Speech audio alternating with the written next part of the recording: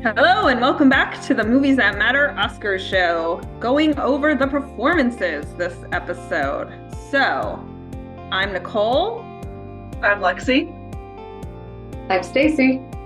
And I'm Justin. All right, starting with Best Supporting Actress. This is my hardest category. So we've got Emily Blunt for Oppenheimer, Danielle Brooks for The Color Purple, America Ferrera for Barbie, Jodie Foster for Nyad, and Divine Joy Randolph for The Holdovers. So I was fully prepared to go into this, the biggest America Ferrera stan that I am. I love her. Love. I will see anything she's in. But I saw The Holdovers and I was like,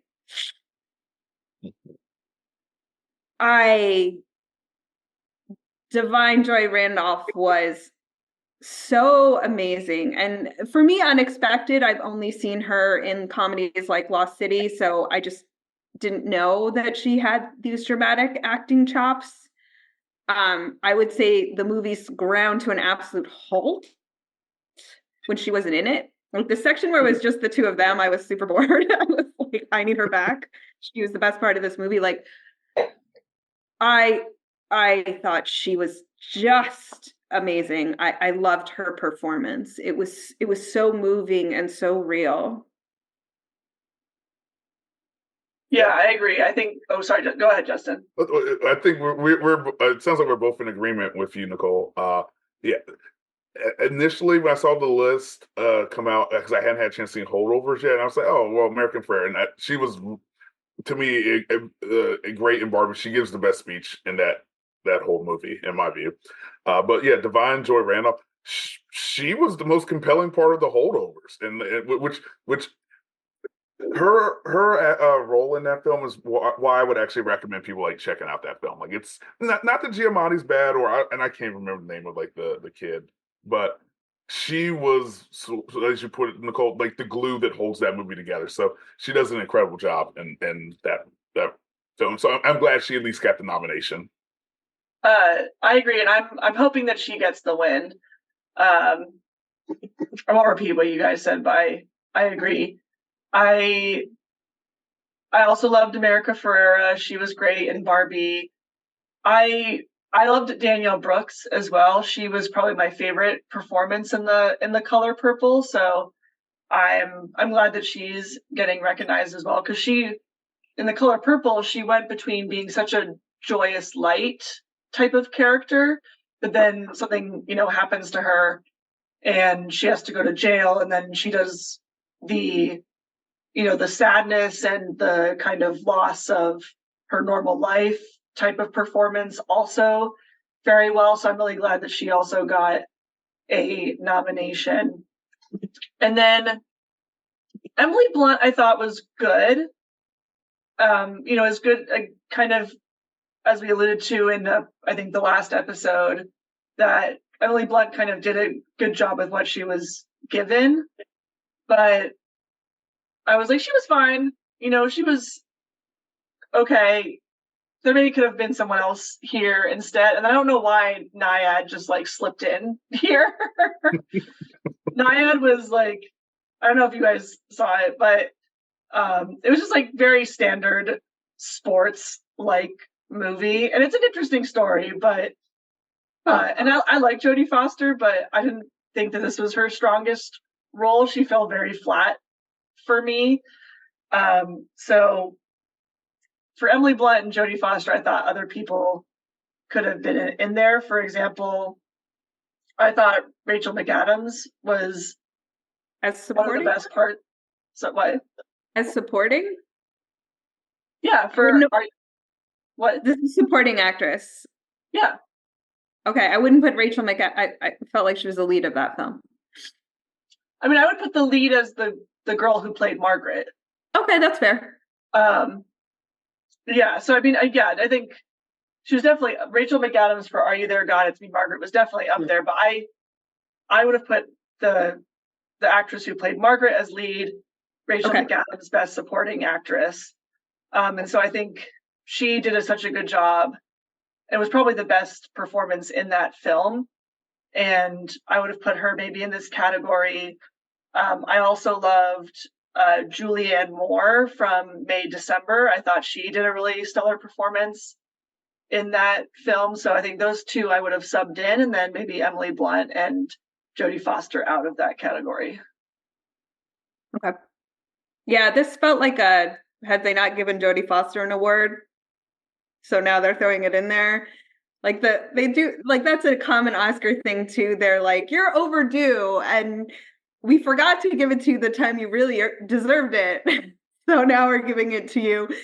Sometimes a year later, I think Justin, you can all famously remember the Denzel Washington fiasco with that one. Yes, and but just especially with that one, I remember how I thought he should have won for Malcolm X. He does it, and Al Pacino wins, and I'm like, well, Al Pacino had never won Best Actor, so it's like they just do this makeup thing. Yeah, but like Training Day wasn't the movie. No, not at all. It's nowhere near Denzel Washington's best acting role. Yeah, I feel less qualified to speak on this category, but I will tell you that yes, your referrals, your recommendations for Divine Joy Randolph's performance have been the first thing to make me want to see The Holdover. So well done. I will probably actually watch it. Yeah. Now. I will actually say the thing that I liked about The Holdovers, this was actually a little bit counter to the trope, as you have Paul Giamatti playing this like curmudgeonly guy who's misanthrope and he kind of hates everybody, but he actually doesn't hate everybody, and he's genuinely polite and nice to the school staff, including her character. And I was like, that was an appreciative turn. That was a slightly different take on that type of character, but I mean, when he like bangs his hands out and is like, you have no idea what this woman went through. Like their connection was so amazing. They did so much with so little, and she just brought so much to that role. And like I said, I mean, I think for me, it was just unexpected because I haven't seen her in that role. And I also think she's hilariously funny.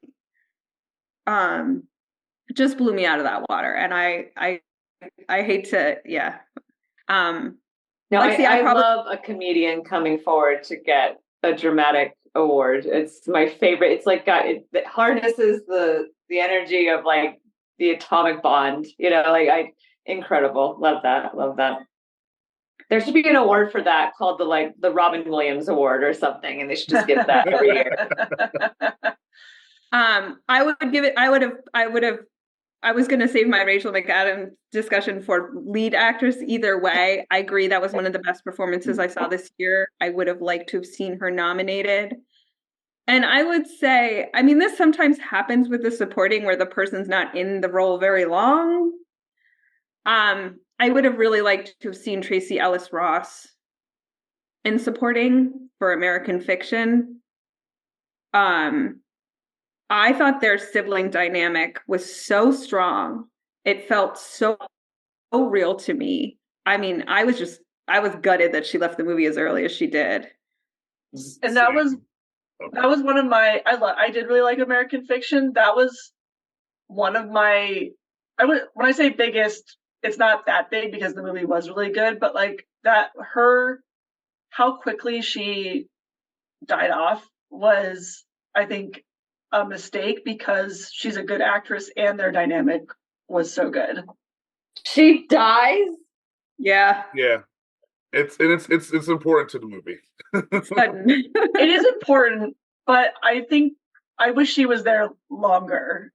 And Agreed. I was like going back and forth in my head is like, okay, is this like, it's not a romantic thing, but like, is this the dead woman's trope of like serving the man character of her getting fridged? She got fridged. Yeah, like is this an example of getting fridged? But I also thought her character was like so good and like did clearly have like, a personality and like more to her. But I was like, why so early? See, Yeah, yeah, she it was did. early, and I thought she did. At least to me, she had a fleshed out personality. And I saw American Fiction with my sister, and it reminded like her dynamic with her brother in the way. I was like, it felt very familiar to me. Like it's not a one to one, but like I immediately understood the connection that they had as siblings, and yeah, Aw. so she was yeah incredible for the brief.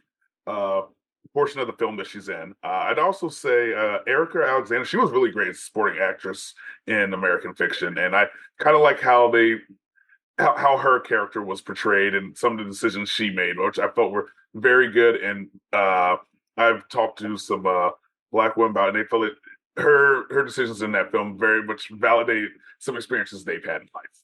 Oh, good. Is she That's the it. love interest? Yes. Yeah, Okay. Yeah. She played Maxine on Living a Single. living single. Yes. Oh, okay. Because I was watching, I was like, I know her from somewhere. And I Is that where I said, I knew that's I'd it. seen Yes. her face somewhere? Yeah. Greatest hits of female sitcoms there. You got Girlfriends and Living Single. Yeah, and so I would say to that end, as you guys know, I always want the best ensemble cast award. So if they had one, I think I would have given it to American Fiction. I think Yeah. that the cast as a whole worked so incredibly well together, and that was my favorite just group of actors on screen was in American Fiction. But I just thought Tracy Ellis Ross did so much with honestly very little screen time, but still just sticks out in my like so memorable a performance. I was disappointed not to see her on the list. All right, so obviously I would give it to Divine Joy Randolph. If I'm handing out awards, she's the one who'd get it. I really want her to win, actually. I want that for you guys. Okay. I want it now. Yeah, same for her. I think American Ferrera probably win, and I don't have any I thought she was great in Barbie, and again had the best moment, at least in my opinion, of the movie when she gives her like soliloquy. But I would really like for Divine Joy Randolph to win as well. You know what's I so think funny about all my, Barbie ranting is that I actually think that moment is so dumb. Are you on her And- speech? And it's the speech. It is so like preachy, tell, don't show. It's the exact opposite of everything else the film is. Everything else that is so great about the film. For a moment, like, actually, we're just going to stop and just tell you what the problem is. And yet, it's so satisfying, I think, for so many people to watch, and that's why it's resonated so much that I almost feel like she will get that award, despite all of the misogyny, despite all of the like bias against the film. She's going to get the award just because of the weakest moment of the film. I don't even know what's up anymore. What's up? What's down? I don't know. But Maybe to me, I'm that's just- why she deserves it. Again, I agree with you. It's in a movie that is show don't tell, but it's like America delivered it pitch perfect. I see what you mean. Yes, for sure. Nailed it. 100% nailed it. Yeah, and I liked it. I agree with you that like the first time I saw it, I was like, okay, like this is fine. And then I watched it again, just like on a plane, wherever I was going. And I didn't mind. I liked it more listening to it the second time when I watched the movie. But Interesting. yeah, I think it's a tight race between Divine Joy Randolph, America Ferrera, and Danielle Brooks. I mean, I guess the three who I think deserve to be there in this category. But I think, yeah, if I had to pick someone, I would agree with Divine Joy Randolph. Okay. Justin, kick us off for supporting actor. Okay. So, best supporting actor, and I have a lot to say about this category. So, in order, the nominees we have are Sterling K. Brown for American Fiction, Robert De Niro, Killers of the Flower Moon, Robert Downey Jr., Oppenheimer, Ryan Gosling, Barbie, and Mark Ruffalo, Poor Things. So I'll start by saying I've seen everything on here except for Poor Things, so I can't really comment on Mark Ruffalo. all the other supporting actors that were nominated here, I thought all were incredible in their films. Like, I do have a favorite, which I'll get to in a little bit here, but yeah, they all like nailed it. I think Ryan Gosling is at first when he got cast, I was like, well, we'll see how this goes. But as I'm watching film, I thought he just really nailed it as like Masterful. yeah, as the King character. I'm like, oh, this is incredible. Like he just honestly, I think it's probably his best acting performance that I've seen from him.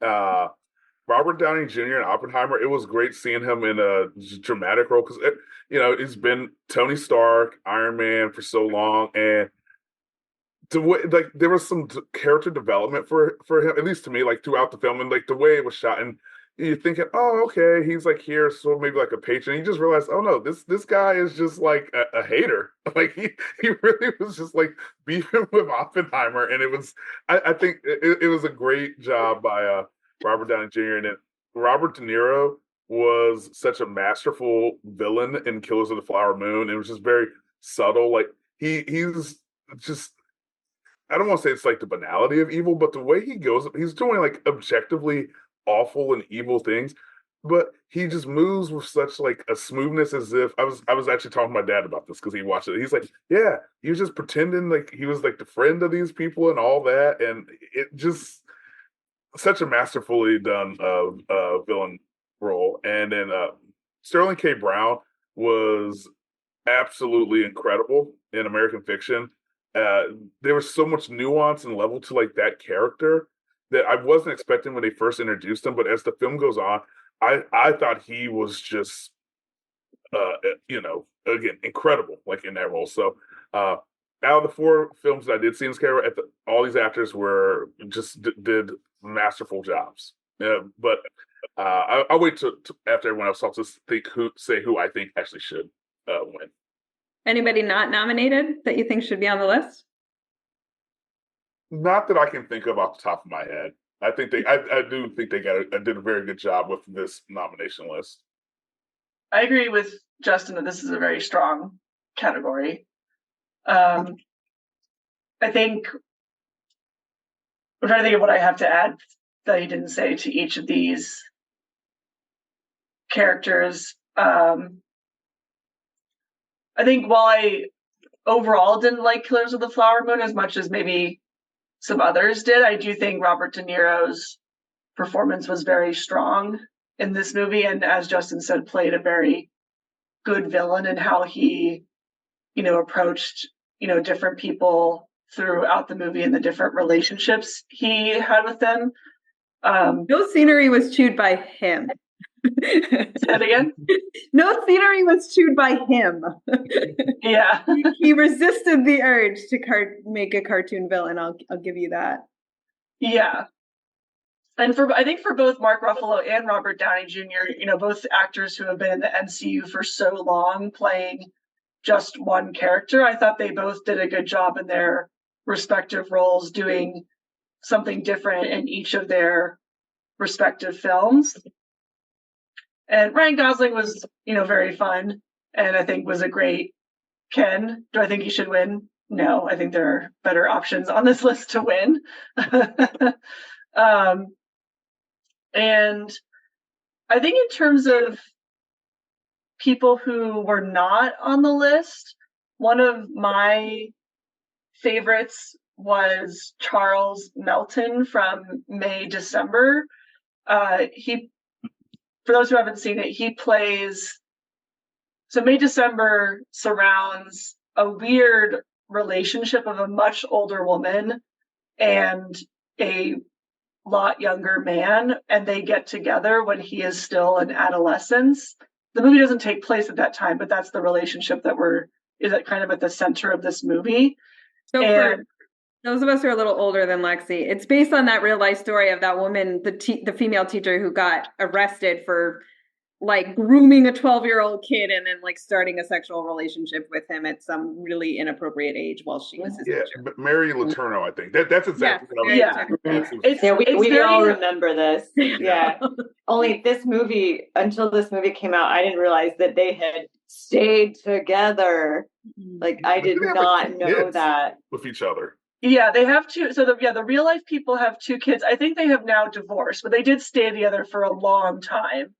And this movie is loosely based on that in terms of like that is the relationship dynamic. A lot of the details are different in terms of setting and scenario and stuff like that. And Charles Melton plays the younger man, and this takes place when he is an adult. He is 35 now, and I think he does a great acting job of being, okay at the beginning of the movie and okay with his circumstance. And then you watch him kind of crack as the movie goes on and realize, what was truly done to him and like what he missed out on because of what happened to him as, Her Natalie. Her abuse. Yeah, and Her yeah, abuse. she abused and groomed and like technically raped him because he was so much younger. And so I think his transformation and his acting job throughout the movie is, I think, really well done. I don't know exactly who I would replace him with on this list because I do think it is a strong list, but I think seeing him included would have been, I think, very appropriate and deserved. Dang, Lexi, you just like the holdovers now. I wasn't gonna watch May December, but now I might because that would be he would have to go somewhere deep for that. So that must be a quite an incredible performance. Yeah, it's weird. It's a weird story, but I think it's really good.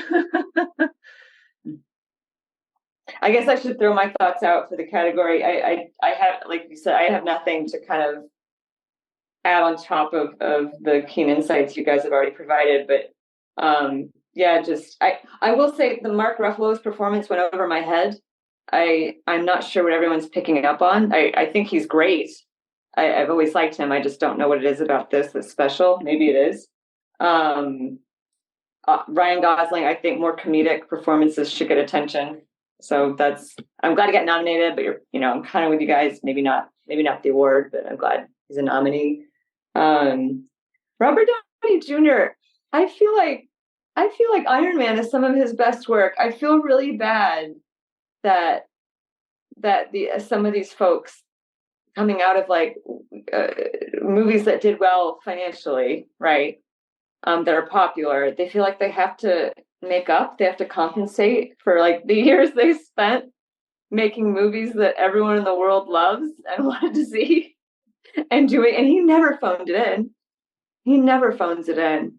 So I feel bad that he feels like he has to do like a very serious courtroom drama. I'm kind of like, yeah, you're always good, RDJ. You're always good. Like you have nothing to prove, man. And then did not, I prioritized American Fiction, but didn't get around to it. So I'm looking forward to seeing Shirley K. Brown's performance. And yeah, I'm with you, Justin. Robert De Niro. He's one of those folks. Several years ago, this was Leo DiCaprio for me. Actually, is that he had been around a long time. He's a big deal, but I never really appreciated him. And then later in life, I see performances of theirs, and I go, and this is one of them, where I go, oh, this guy's really good. Like, I don't know if anyone knows about this up and coming Bobby De Niro guy, but he's very talented. So yeah, I totally agree with what he did with just everything that the guy was saying and trying to because the guy is acting. It's a performance of a performance, which is what I think makes it so fun to watch. But yeah, I guess I would go with I might actually go with Bobby on this one. He earned it, I think. I think he earned his pay. He earned his pay this time.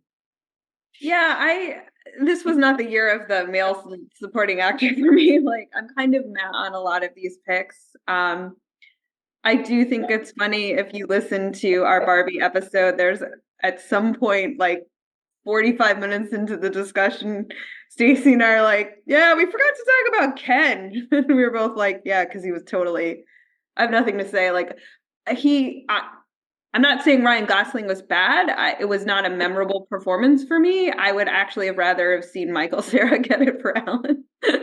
Okay, sure. Yeah. But yeah, it's like they all did a good job. And I think here's where credit goes to Robert Downey Jr. because in a very flat movie, especially with Cillian Murphy giving nobody anything to work off of, I think it's a little bit undersung how much Robert Downey Jr. brought to that role that was not on the page and he was not picking up from other people. Like he really tried to bring a character and emotion into that movie that was kind of lacking on everybody else's side. So I do credit with him. I've always loved him. He's a terrific actor. But like I guess I want Sterling K. Brown to get it, but I'm like, I mean, I also agree with you on Robert De Niro. This is one of his better roles. Like he kind of veered off of being a caricature of himself and has really and later in life has started taking different types of roles. So like I'm good with anybody winning it. Like I don't feel like the stakes are very high in my heart. Yeah, I'd say for me, my if I was selecting the winner, I'd go with Sterling K. Brown here. He was just phenomenal in American Fiction. But I do think Robert De Niro is probably going to win for Killers of the Flower Moon. And great role. So it really, I wouldn't be upset about, like you all said, like anyone winning this, excuse me, out of these nominees. But again, Sterling K. Brown gets my vote. Yeah, I think my personal favorite to win would be Robert Downey Jr. I thought he brought a really good performance to Oppenheimer. I think he has a good chance to win it. I think if my guess for the Academy, what their pick is going to be, I think it's going to be between Robert De Niro and RDJ. Yeah. All right. Who wants to take Best Actress? Oh, may I? Go ahead. All right. We've got Annette Bening for Naiad, Lily Gladstone, Killers of the Flower Moon, Sandra Huller in Anatomy of a Fall, Carey Mulligan in Maestro, and Emma Stone for Poor Things. Shall I kick us off? Great. I'm a Carey Mulligan fan. I thought she did an amazing job in Maestro. She always brings layers and subtlety for her performance and has done since she was a young woman. She's kind of a prodigy in that way, I think. So I am a fan. I would be happy to see her win. I think Lily Gladstone's the favorite, right, though, because if we're talking understated, Lily Gladstone was she had the same expression on the entire time, but it said something different in every scene. How do you do that? Only Lily Gladstone knows. So I will be pleased with a win on her part. Emma Stone in Poor Things. They say it's her greatest work. I mean, I thought she just kind of toddled around and cricked her neck a lot, which maybe that's difficult to do physically for a while. So good on her. But this is not her year for me. Didn't she do an accent? She did an accent. People love it. Of course, yes, her accent. They're terrible. Yes. Right. Again, I think I've just reached capacity on Emma Stone. I wish her no ill will. I just don't need to see her anymore. So that could be, coloring my perspective here. And then the other two films I still need to see. Yeah, as I said for Best Supporting, I don't think Naiad needs to be here. Annette Bening did a fine job. It was, I think, better than Jodie Foster in that film, but also didn't really need to be on this list. I thought Emma Stone did a good job. I think she definitely did a lot better than in La La Land, which I think is what she has gotten the Oscar award for. So I think this is a deserving performance for a nomination based on also just her transformation as she's like very naive in the beginning and then really has more of a sense of herself by the end of the film. I thought she did a good job. And then I think Sandra Huller from Anatomy of a Fall also did a really good job. I think her performance is interesting because in some ways she's like very calm and collected throughout this horrific incident, but then there are also parts of the film as certain things get revealed where you see her have like more emotion around certain things. And so I thought she kind of does a good job of teetering between those two. And then, yeah, I think Carey Mulligan I thought was good. And also one of my more favorite parts of Maestro was her acting. Could there be other people that maybe were there instead, in my opinion? Possibly. And then also, yeah, I think Lily Gladstone, I thought, did a good job and I think has a good chance of winning, especially with all the politics around getting Native representation into the Oscars.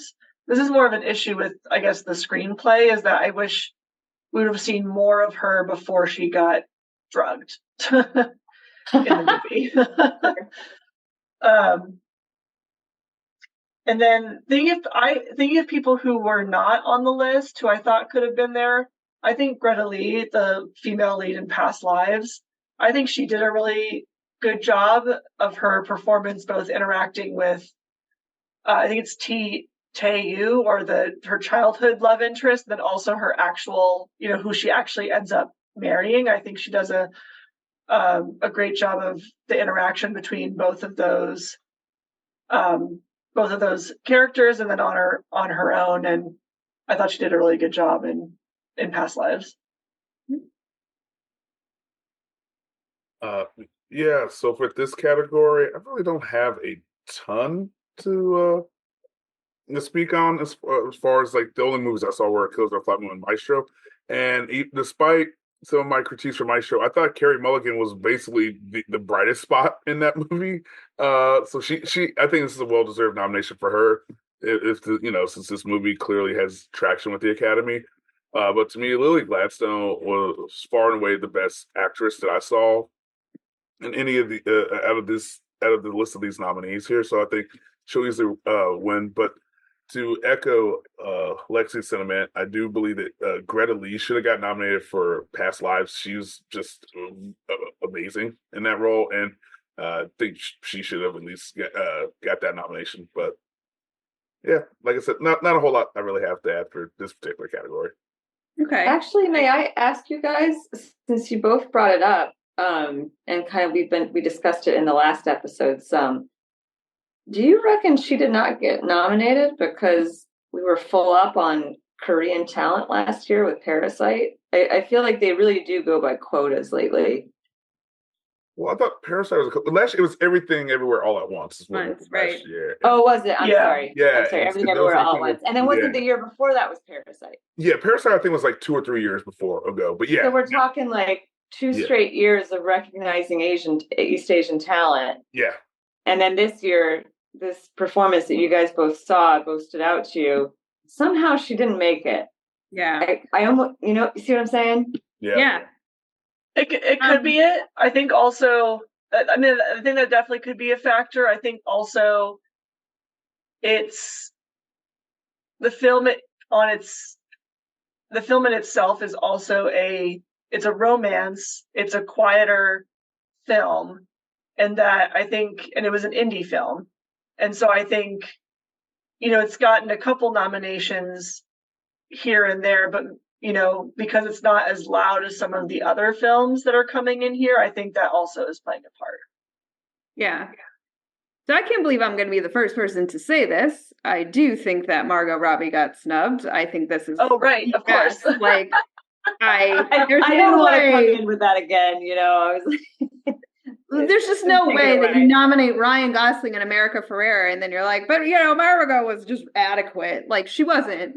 She was absolutely terrific. I mean, again, she's another one I think is already a great actress. She brought a ton to that Barbie movie, and I think it's absolutely shameful that they nominated Ryan Gosling and not her. Not to take away Ryan Gosling's performance, which, like I said, I didn't give a care about, but that's neither here nor there. this is ridiculous. It is a snub. It is a snub in my mind. She deserved it. So I think that's BS. Having said that, I think you were in such that worst affirmative action bind where with Lily Gladstone, where people are going to say, oh, she only won it because, and I'm like, okay, if that's the only reason you vote for her, I don't care. She 100% deserves the best actress. Her performance was understated and incredible. Not to mention, she is not Osage, so she had to learn another language and perform in that language. Also, she was under a hot wool blanket in Oklahoma for like however many scenes. She complained. She was like, that really stung. But she also talked about how like putting on the costume of the Osage like really brought her into the part. Her performance was incredible, and it was the best of the year, and I want her to win, and I hope people don't side eye it with, oh, she only got it because of, I don't care. She was terrific and she should get it. I mean, I think we've covered the fact that nobody this year is winning because of their minority status, right? Like they did no one any favors here in 2024. So yeah, if she gets it, it's because she did a damn good job. Fair enough. All right, Lexy, finish this off. Oh, I was gonna add another thought. Oh, go ahead. Sorry. Yeah, because I think I forgot to bring up Margot Robbie because I do agree that she got snubbed. I think when the Oscar nominations came out, the fact that Greta Gerwig and Margot Robbie had gotten snubbed for Barbie was some of the biggest talk out of that nomination announcement, which I think says something about how people feel about their, directorship and performances. And yeah, I think if you're only going to nominate one, it's going to be America Ferrera or Greta Gerwig for director. But then when you bring in the fact that Ryan Gosling was nominated, okay, Margot Robbie should have been there as well. Yeah. That was my thought. Before you finish off with Best Actor? Yeah, so let me get the list. So for Best Actor nominations, we have Bradley Cooper for Maestro. We have Coleman Domingo for Rustin, Paul Giamatti for The Holdovers, Cillian Murphy for Oppenheimer, and Jeffrey Wright for American Fiction. And I think the only one I didn't see on this list was Rustin, but I saw the other four. As I mentioned for Maestro already, I did not like it. And so I don't think Bradley Cooper should be on this list. I think you can make an argument for Carey Mulligan. I don't think you can make an argument for Bradley Cooper. And I guess Cillian Murphy seemed good in the moment when I was watching Oppenheimer, but I don't know a lot about the real Oppenheimer, so I can't always speak to that. But I didn't notice anything particularly bad when I was watching it in the moment in the movies. I think Paul Giamatti did a great job in The Holdovers, and I think, Nicole, to your point earlier about, it's a story that's been told before, and it is. Found family stories are not new.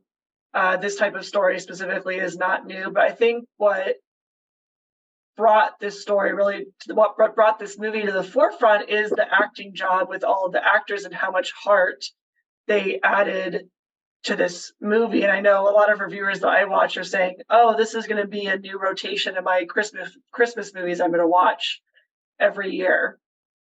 And I think that also, his performance really stood out to me. And I think, and also to your point earlier, like he is kind of curmudgeon, but he's also respectful and sees people's worth in a way that you don't initially expect from that character trope.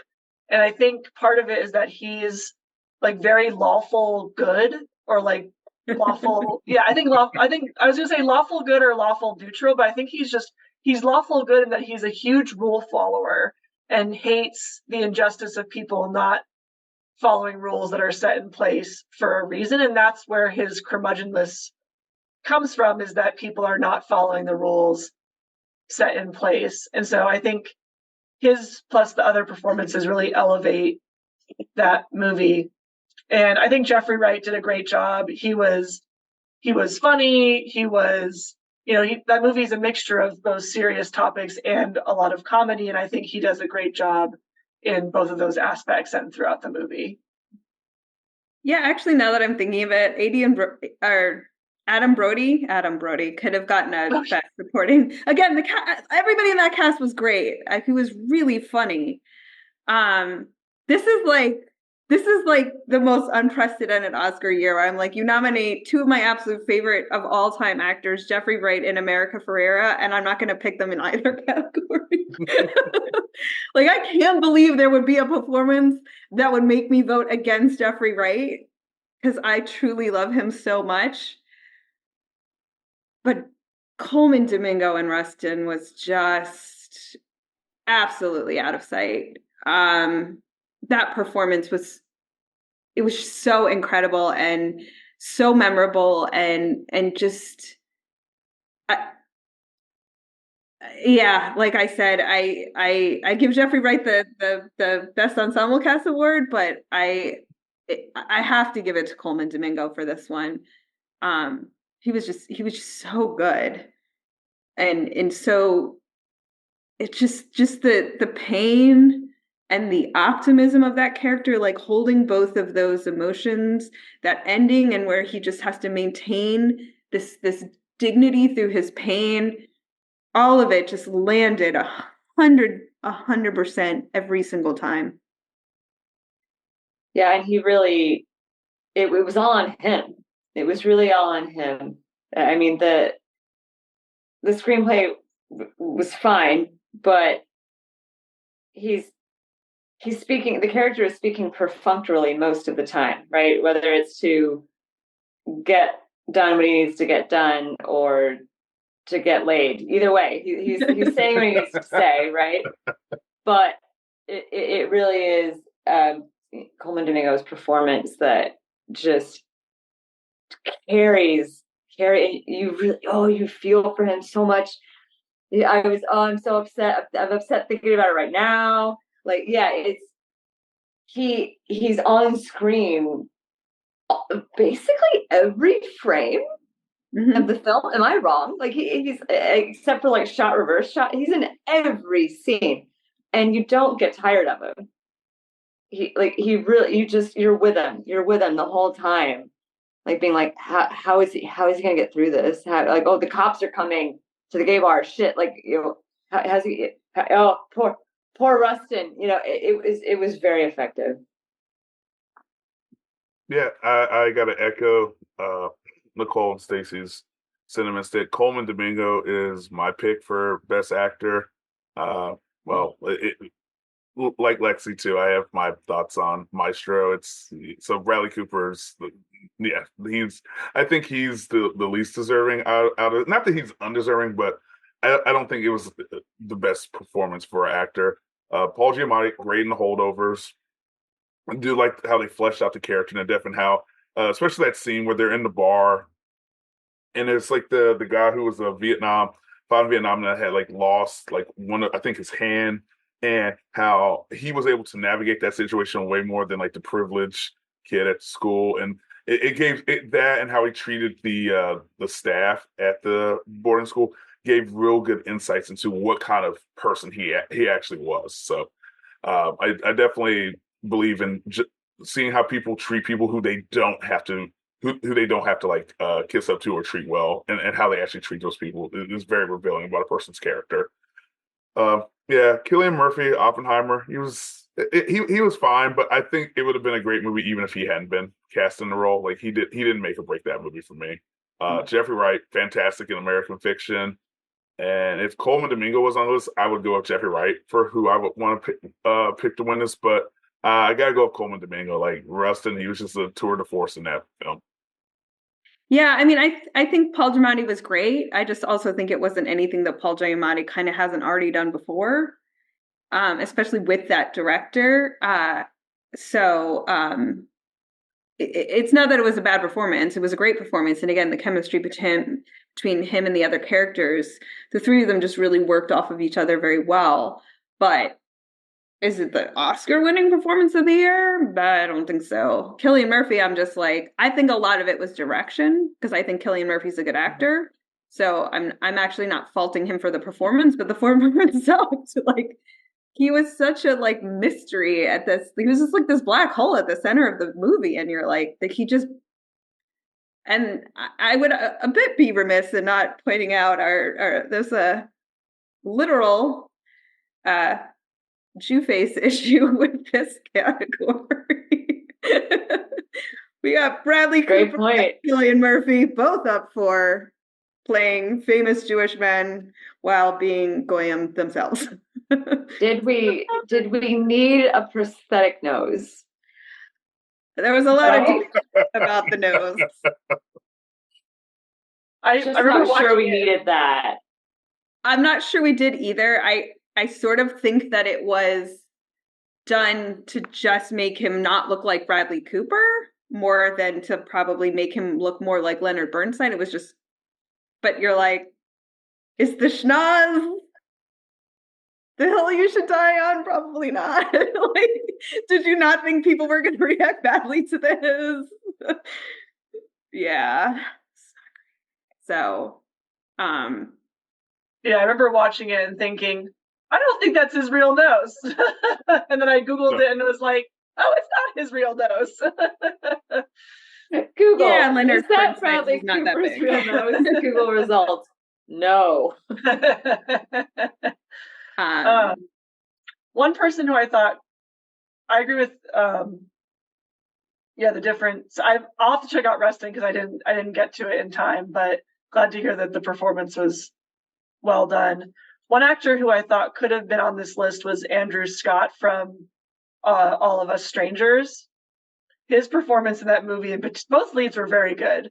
But Andrew Scott being the main character, his performance was, I think, particularly strong in both the romantic aspect and the grief that he is going through related to the central part of the movie. I don't want to say too much because it might spoil certain things, but I think Andrew Scott gives a really powerful performance in All of Us Strangers, and I would have liked to see him nominated.